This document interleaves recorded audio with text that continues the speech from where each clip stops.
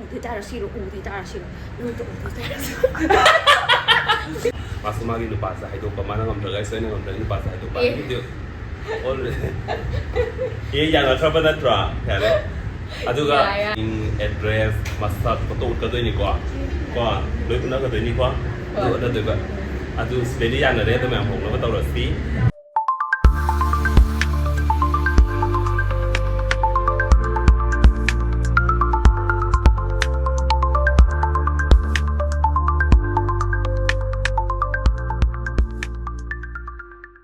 Hi, Kuramjari mayam. I hauzik la ije Koinaba gi salon dane ba ko.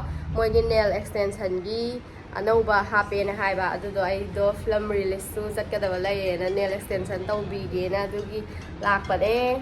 Ulakke mayam ying minar se. The lai re Lin. Hi. Lin không được bị bắt tôi sai được rồi. Hoi, lai du kha da ngai ra. Gì đó, nó hai tiếng lạc bị đỡ tôi kì. Ồ. Cái sữa tê xì ăn. Không ngầu biết là nang curry. Howji cuisine you offer me am lay bane mayam. Happening ba lay raga di sat lak na horo ai horen hap lo raga ulak ke hap ai disu ulak ke ko.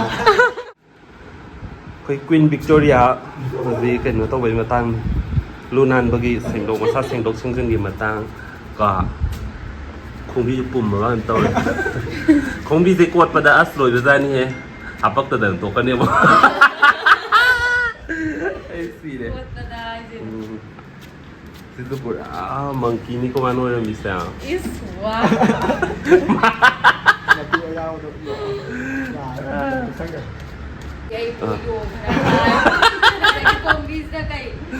không biết bùm bị Harus bentuk tu ba.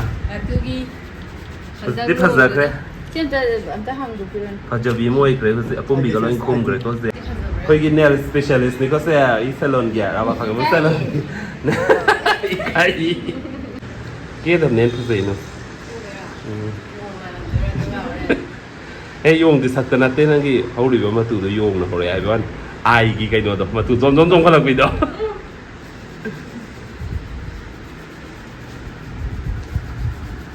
Tao đi với em xem sai rồi cái tao còn được phải mà anh hay vậy mà Sai rồi đi à đi. Sai rồi đi. Sai hơn nữa. Dễ đây còn sao Makeup đâu rồi thì makeup kit. Production tu. tôi sai đấy kan tôi sắc tôi phải giờ đấy nữa là đừng sầm mẹ Dress home rồi. Dress asing kok kada.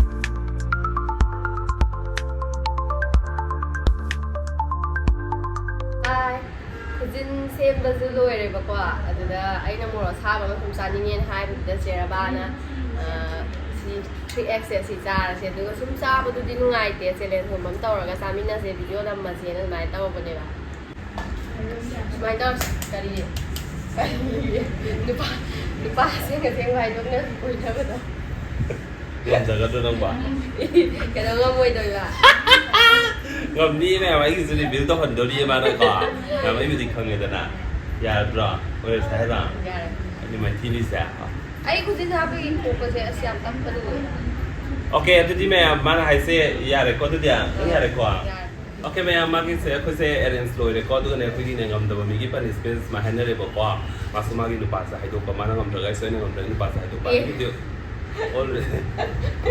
이 양을 잡아놨더라 그래 아주가 하이도파이다 하이도파 밍 그녀 하이도파한테 밍 애드레스 마스터 또 올거더니까 과 너희들 나가더니까 너희들 아주 스페리안을 해도 면 먹는 거 떨었지 아주 그지 시 하버시 엄터 레몬 베아를 거 lupa sexy 아주 되게 잘했어요 방금 있을 때 아이기 누파 섹시로이 나한테 ai sẽ xem đi mua một sao thì ngâm giờ là gì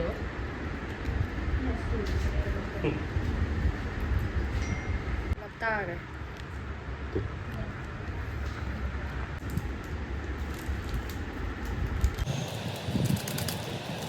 Ngồi kỳ đi 상대 두부 3x2x đầm xây cái favorite học gì với em này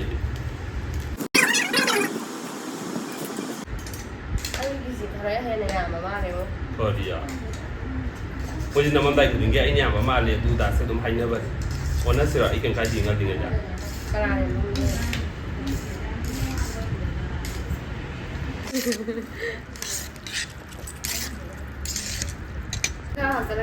Kari gya. Kay mo kita hapag to ay je. Ay ini hen ya me ha ka. Ona se hay bene dui tadi. Ona se hay ba. Yare. Hapsa doi sok di ona phatra. Hầu là sữa thế đấy à? Bảo. Nào đấy. Hầu là vấn đề hầu rồi.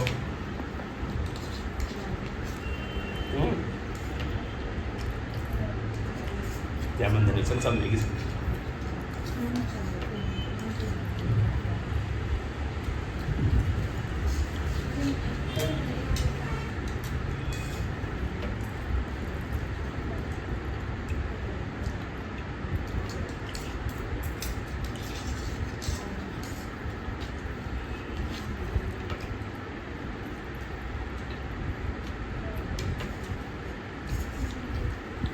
Tại mẹ có đời mất rồi.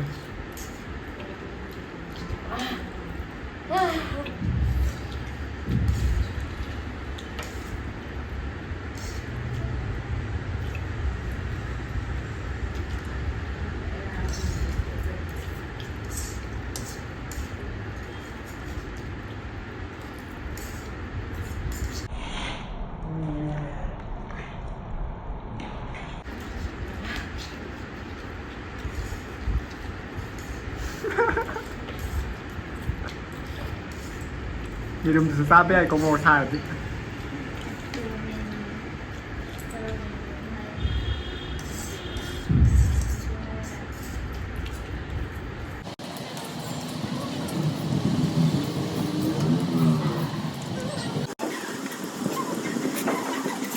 Ini ni hết rồi con. Mày tin ha.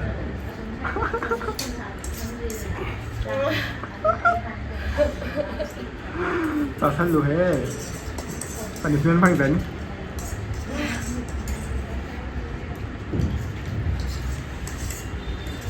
Mày thi con nào? Làm nào?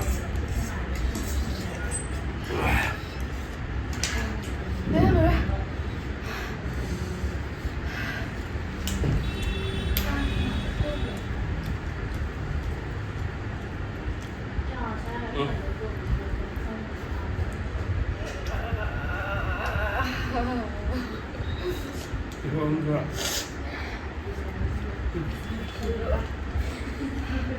Không được.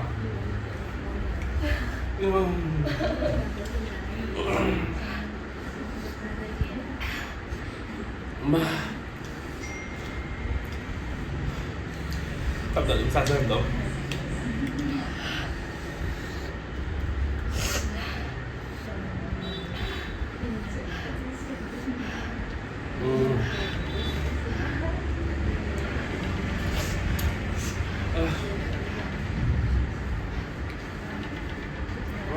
Ini dah humsu ke? Hamba macam dalam telefon. Ni ada. Kita sagi.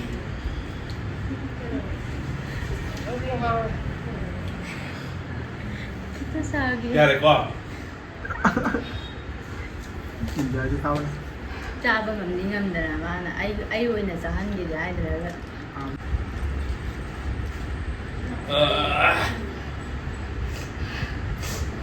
Tin một con đi. Tin một thuốc à? Là để cuộc ai gọi. Đây sai ra tất cả.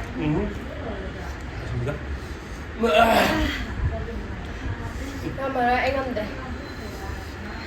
Có phải xôi.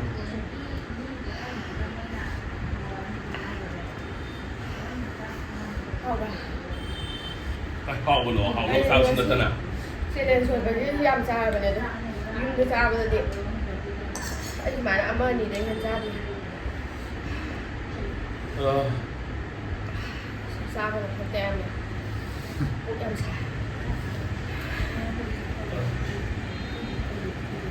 Ủa đi nhìn. Sẽ mời ôn đi nhìn. चाबे याबा नते सि मयाम ai khane ai na kana khong am da ba lo so to ya đấy gì hay đồ gì ngam ma wa hay đồ ngập ở rồi bà đi đây này kìa 하기 이거 생각을 해라 ha 해라 sing ba de adu kama hai thok te mà 아주 생각 잘 하기 때문에 하이로 도 야 하나 하이로 왜안 다 미네스 이거 왜 무슨 야 hai tau ne ai sing gam ne mà 아주라 지도 라이트 아주리 생각 잘 가다 봐 sing ơi ai lay te ha ba bằng chi trên xe đâu một có comment ta nếu thì nó ba hai đuốc na gì lay tầm nó có mà hai đuốc tôi nó hai ba mà lay rồi thì hai rồi mà nó sai hay nhất mà tầm thời gian này là cái hay nhất khi bên đi còn nó mà tôi anh ngầm đồ với ninh ba chỉ là ba thì lay rồi là nó ba đó anh ngầm đồ với ninh ba cái hai mình chả sân là đồ chả sân lên là đúng ngầm mặc tập vậy nè anh xin ngầm sân này hai đuốc cái này à ai đi gây kìa có tôi mai chỉ thấy đây cái cảnh đồ ta nó linh đá cái cảnh của tôi cái định dẫn nghỉ phong mưu lên ton mà đấy nó linh đá đã à tôi đi đang xuất cảnh tí tông tập bên nhà đó phong mưu lên 50 là tông cái hay bữa ai anh đi ăn sữa thì phong lên nó tao này là chúng tôi đi discuss bằng môi trường rồi đó à tôi đi mang cái tôi đi này nó xin đi này ôi bằng ngầm cái đó hay là kìa à tôi đi mang cái anh nói gì sanari thả là nè năm mai tôi chụp mua này sân được bạn sanari ya này qua à tôi ya ba ok à tôi tao rồi lại những cái đó có thua không đấy Korean thả đồ thì cái này thả đồ tôi mà anh đồ thả đồ ngon mùi quá anh xin hai lần qua lấy lên mình cái máy hai rồi nhất trả X kalau yang lebih X tu mungkin kan kita tahu macam lebih kau mesti macam apa ni. tôi đi hay tôi thì phải không thì Atau minum nama orang ni, minum bây giờ rồi anh vẫn vẫn thì tôi có thể tôi đây là tôi ra bên này Betul ba? Okay okay. Nungai cai. Aku ini tim sing dalam benda mai kita nak sedang tiada benda apa. Mereka senang pun sige ham benda ini makin tu sih. siêu phải na chứ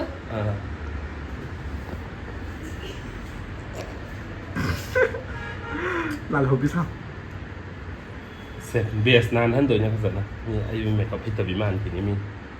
Làm gì tôi đã tay điêu quá Ni nak. Sanarik sẽ yên cái cầu cái thằng mày đâu cái Sanarik tôi bỏ Wari khang moi kita bido.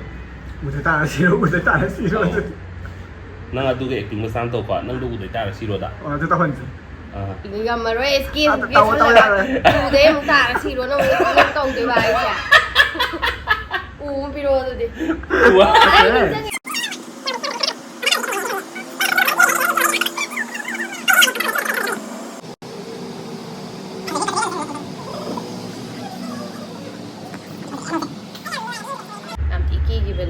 thôi cha adagi sanri adagi kari sagen ba but ka da tôi đi nộp anga ngoi ngai da yele ai yele yinge ba Alu lah alu. là luôn rồi Aku tak mula dia. ma tu man tai salli je Cái nữa tao rồi. Ôi das, nang porum thong ba ka di cha de. nó cái tao amu mình cái amu và cái nó tao là mình đi bắt cái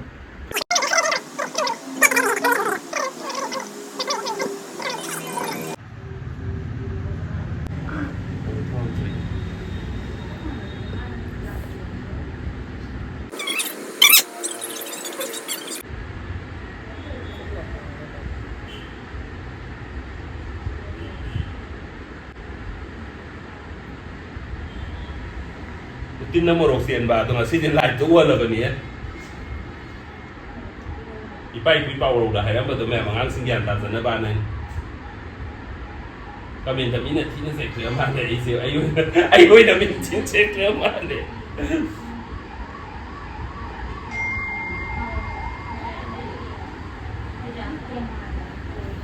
Wah, dia lu tay lagi ya.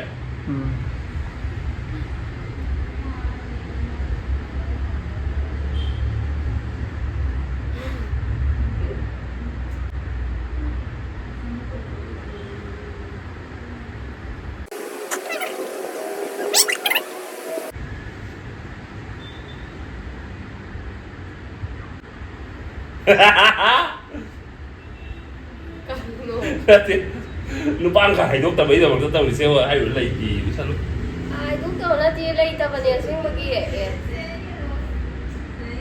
lấy rồi ông cái đầu hai đuôi rồi ai nên lấy cái đầu nó ba đuôi cái đầu hai đuôi rồi nèที่ภาษานั่งเสียปุจุขรมุจไปวัน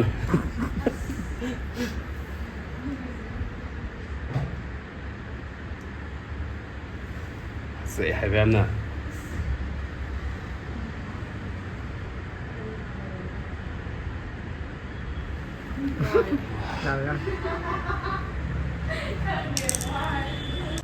Devi nanti aku cuma mantan, nak kena terbelas kau sesang dia. Amba makeup kau ikut saja amba makeup. cái gì amba Hai ni misal bahas, tapi semua ambil dah amba makeup kau jangan Sri Devi kita dah, ayah hai Sri Devi. Wah, pasal ye. Nah, si bawa kau kita tim tu semua am tak kena dikiam pan dia. Am tak kisah ada hai ba. Mình giá sẽ không có gì xem bà phật bị mỹ ôi rồi xí bút cái nào kia tuyến đồng tiêu ai mình làm tiếng cái gì đó rồi đấy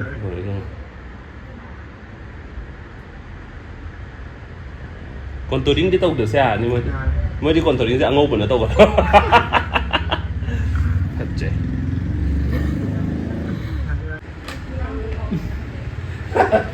mẹ emยังcái quà xem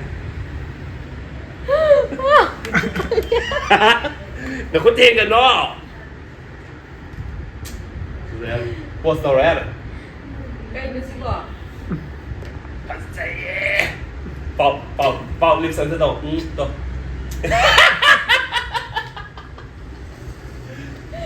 ปัจจัยใช่ไหมมีเขาได้ดีกว่าไม่ได้ก่อนตัวรู้สึกที่ช่วงจะไว้เด็กกันได้หมดเลยฮะมีนักที่ผู้วิรักกว่านั้นแล้วก็กี่เสียงกี่แบบตัวดิปัจจัยใช่ไหมmới đi mà mày biết con đi mày cũng sang đi ăn cái gì đi ăn bắp dày đi ăn ngọc dày đi ra ban đi cầm xe thang cái số mà sao em tụi hay biết đâu cả ai giờ cái ăn cùng ai giờ đấy thank you so much ma'am thật sự makeup su nail cái su hair cái su nói nó offer lấy makeup cho thì makeup sẽ không như thế nào offer làm gì nữa 100% offer nên xin makeup Aduh, memang ingin dari sini naik gua 3x tu macam aku mesti singgah nak kanu kau ingin dah ngam mana. Aduh, memang lepas dia mah tahu saya boleh, kerana ini macam apa bimang ngam, tu thora tu mana saya buat macam lo. Aduh, 3x nanti bang tahu je macam mana. Ayo ngomong jangan dia buat. Aduh, masih di nampu jasa ni tu 3x nanti bang tahu je. Aduh, dah ayo nam. Banyak kerja orang. Ya, itu nak. Okay. Aduh, memang masih gitu. Besar lagi. Besar lagi, matang dah ang hengner stay. Bye bye. Bye bye. Đi ta là xì rồi, đi ta là xì rồi. Tụi đi ta là xì. Nanti kayak ngobrol ya.